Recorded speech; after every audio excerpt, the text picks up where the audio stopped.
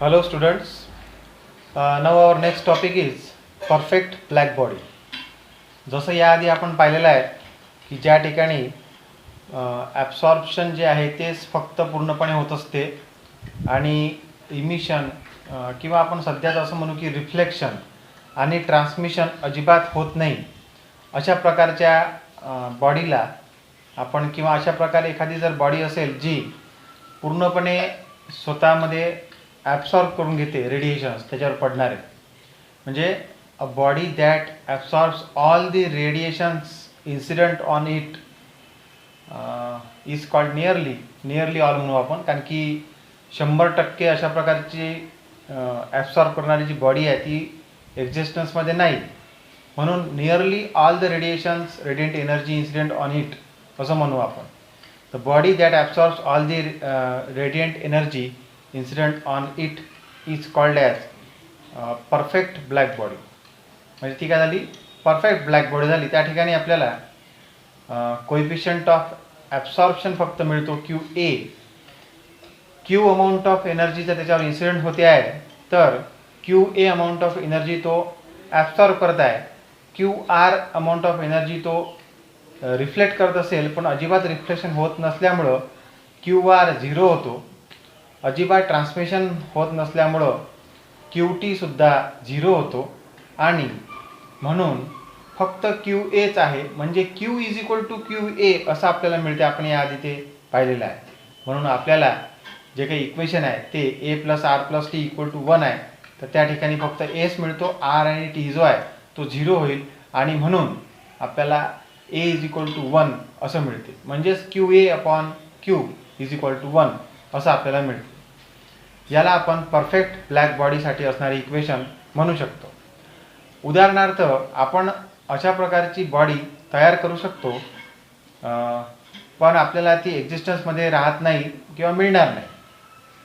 अशी बॉडी बनवताना आपण काय वापरू शकतो, तर आपल्याला काजळी म्हणजे काय ते माहीत आहे, त्याला लॅम्प ब्लॅक असं म्हणतात. दिवा लावलेला असतो, दिव्याच्या वर जर आपण एखादा कोणताही पृष्ठाचा तुकडा किंवा काही कागद जरी धरला तर काही वेळानंतर तो पूर्णपणे काळा झालेला आपल्याला दिसून येतो. त्याला लॅम्प ब्लॅक किंवा जे आपल्याला काजळ मिळते विकत बाजारात ते काजळ जे आहे ते त्यालाच काजळ असं म्हणतात आणि याला लॅम्प ब्लॅक किंवा काजळी असं म्हणतात. ते जे आहे तेच फक्त आपण त्यांनी जर कोणताही सरफेस जर पॉलिश केला तर तो परफेक्ट ब्लॅक बॉडीसारखा ॲक्ट करू शकतो. लक्षात आलं? तर लॅम्प ब्लॅक जे जवळपास 97% 97% of energy incident on it absorb करून घेते, अशा प्रकारचं उदाहरण आपण त्यासाठी देऊ शकतो, जे पूर्णपणे ॲपियर्स ब्लॅक असं राहते. बरोबर आहे की नाही? प्लॅटिनम ब्लॅक असं सुद्धा त्याला म्हणतात. तर अशा प्रकारचे उदाहरणं आपण देऊ शकतो ज्यांनी आपण परफेक्ट ब्लॅक बॉडी तयार करू शकतो. समजा आता आपण असं एखादं उदाहरण पाहिलं की ओपॅक असणारे जे सरफेसेस आहेत थर्मल रेडिएशन्स म्हणजे काय, हीट रेडिएशन्सला ओपॅक असणारे जे सरफेसेस आहे असे जर मी कन्सिडर केले, दोन वेगवेगळ्या बॉडीज जर मी अशा कन्सिडर केल्या, त्यातली एक बॉडी जी आहे ती मी अशा प्रकारे पॉलिश केली. डायग्राममध्ये दिसल्याप्रमाणे जी लेफ्ट साईडची बॉडी आपण लेफ्ट साईडचा सरफेस जो आहे आपण अशा प्रकारे पॉलिश केलेला आहे की तो जास्तीत जास्त रिफ्लेक्शन करेल. लक्षात आलं की नाही? आणि ॲब्सॉर्प्शन खूप कमी प्रमाणात करेल असं जर आपण एखादा सरफेस विचारात घेतला.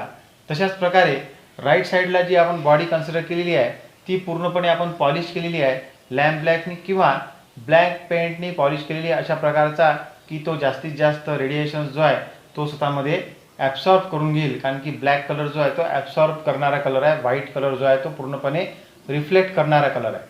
तर अशा प्रकारे दोन जर सरफेसेस आपण घेतले तर आपल्याला असं लक्षात येईल की जेवढ्या प्रमाणात थर्मल रेडिएशन्स त्याच्यावर पडतात तेवढ्याच प्रमाणात ते इमिट करतात. तर पहिली जी बॉडी आहे ती कमीत कमी प्रमाणात ॲब्सॉर्प्शन करेल, जास्तीत जास्त प्रमाणात रिफ्लेक्शन करेल. जेवढं ॲब्सॉर्प्शन तो करेल तेवढंच नंतर तो इमिशन करेल, थर्मल इमिशन. लक्षात आलं की नाही?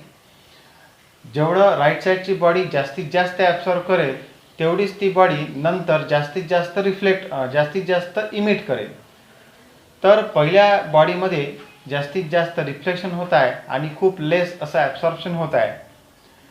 दुसऱ्या प्रकारच्या बॉडीमध्ये जास्तीत जास्त ॲब्सॉर्प्शन होत आहे आणि व्हेरी लिटिल काय होत आहे तर रिफ्लेक्शन होत आहे. अशा प्रकारे जरी रेट ऑफ इमिशन दोन्ही याचा आपल्याला सारखा मेंटेन करायचा आहे, कारण की टेम्परेचर दोन्ही एकाच ठिकाणी ठेवलेलं असल्यामुळं त्या वातावरणाचं टेम्परेचर मेंटेन करण्याचा प्रयत्न करतील, म्हणून इमिशन ते सारख्या प्रमाणात करतील. सारख्या प्रमाणात म्हणण्यापेक्षा सारख्या रेटमध्ये करतील.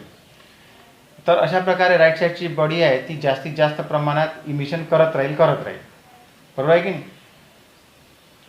तर या दोनमध्ये आपल्याला काय दिसते फरक, की जो कमीत कमी ॲब्सॉर्ब करतो, म्हणजे पहिली बॉडी जी आहे ती कमीत कमी ॲब्सॉर्ब करते, तो जास्तीत जास्त रिफ्लेक्ट करू शकतो, हा त्याचा अर्थ आहे. म्हणजे a poor absorber can be a good reflector. तशाच प्रकारे राईट साईडची बॉडी जर आपण पाहिली तर तो जास्तीत जास्त ॲब्सॉर्ब करणारा सरफेस आहे, म्हणजे तो गुड ॲब्सॉर्बर आहे, म्हणून तो गुड रिफ्लेक्टर होऊ शकत नाही, कारण की तो लेस रिफ्लेक्शन करतो. परंतु तो गुड इमिटर नक्की होऊ शकतो. पहिल्यासाठी जर बोलायचं राहिलं तर तो पुअर ॲब्सॉर्बर आहे, तर तो गुड इमिटर कधीच होऊ शकत नाही. बरोबर आहे की नाही? तर तो जास्तीत जास्त इमिशन कधीच करणार नाही, कारण की जास्त ॲब्सॉर्प्शनच करत नाही आहे, तो ते इमिशन कसा करेल. म्हणून मग a poor absorber cannot become a good emitter and also a good absorber cannot become a good reflector, असं आपण म्हणू शकतो. या दोन्हीला पाहून, दोन्ही केसेस पाहून लक्षात आलं की. तर अशा प्रकारे हेच कारण असते की आपण थर्मस फ्लास्क जो घेतो किंवा व्हॅक्यूम बॉटल्स ज्या असतात त्या सिल्वरली पेंट केलेल्या असतात आतून, कारण की त्या जास्तीत जास्त रिफ्लेक्शन त्यांनी केलं पाहिजे. लक्षात आलं की नाही? जर बाहेरच्या वातावरणातली हीट त्यांनी ॲब्सॉर्ब केली किंवा आतमध्ये असणाऱ्या लिक्विडची, वॉटरची किंवा काही आपण त्याच्यामध्ये चहा ठेवला किंवा पाणी जर ठेवलं आहे त्याची जर हीट ॲब्सॉर्ब करून घेतली तर ते तशा प्रमाणात तेव्हा टेम्परेचरला मेंटेन राहणार नाही. लक्षात आलं की नाही? तर हे कारण आहे त्याच्यामागे. तर परफेक्ट ब्लॅक बॉडी म्हणजे काय हे आपल्याला समजलं आहे. आता आपल्याला रेडिएशन्स जे आहेत ते त्या परफेक्ट ब्लॅक बॉडीवर पडल्यावर कशा प्रमाणात इमिट होतात वगैरे, आणि त्याची स्टडी करण्यासाठी आपल्याला एक परफेक्ट ब्लॅक बॉडी जी आहे ती बनवायची आहे. त्याला फेरी नावाच्या सायंटिस्टने बनवलेला आहे. त्याला फेरीज ब्लॅक बॉडी असं म्हणतात. तिचं कन्स्ट्रक्शन असं आहे. नाव Ferry's black body it's consist of a double walled sphere, म्हणजे स्फेरिकल शेपमध्ये अशा प्रकारची एक बॉडी आपल्याला कन्सिडर करायची आहे जी डबल वॉल्ड आहे. त्याला एक टायनी होल आहे एका बाजूला, आपल्या डायग्राममध्ये दिसल्याप्रमाणे एकदम बारीकसा असा होल आहे, त्याला ॲपर्चर असं सुद्धा म्हणतात. तिथून रेडियंट एनर्जी जी आहे, जी आपल्याला हीट एनर्जी आहे जी आपल्याला पाठवायची आहे, ती आतमध्ये प्रवेश करते. It will enter from that aperture or hole. Now also it consist of inner surface coated with lamp black which can absorb nearly all the radiations incident inside the holosphere. Holosphere is double walled and there is a outer coating on the holosphere. It is silverly polished surface. As the radiations coming from outside to the outer surface of the sphere, they will be reflected back in the atmosphere and not should be absorbed, and therefore it is silverly coated. From inner side it is coated with lamp black. There is a conical projection on the opposite side of the aperture inside the black body, and it is because when any heat radiation incident inside the black body, it will be reflected only in the inside direction and not should be incident normally on the inner surface. म्हणजे normally जर तो incident झाला तर नॉर्मलीच तो बाहेर पडेल जसच्या तसा, आणि म्हणून तो आतमध्ये राहणार नाही आणि आतमध्ये ॲब्सॉर्ब होणार नाही. म्हणून ते कोनिकल प्रोजेक्शन त्या ठिकाणी आतमध्ये केलेलं असते. दोन्ही वॉलच्या मधातली स्पेस जी आहे ती पूर्णपणे इव्हॅक्युएट केलेली असते, म्हणजे त्यातून कुठल्याच प्रकारची ट्रान्सफर ऑफ हीट झाली पाहिजे नाही त्याकरिता. लक्षात आलं? Now when any type of ray enters inside the black body through the aperture, then it will be reflected by the conical projection which is inside the black body. Conical projection वरून तो reflect होतो.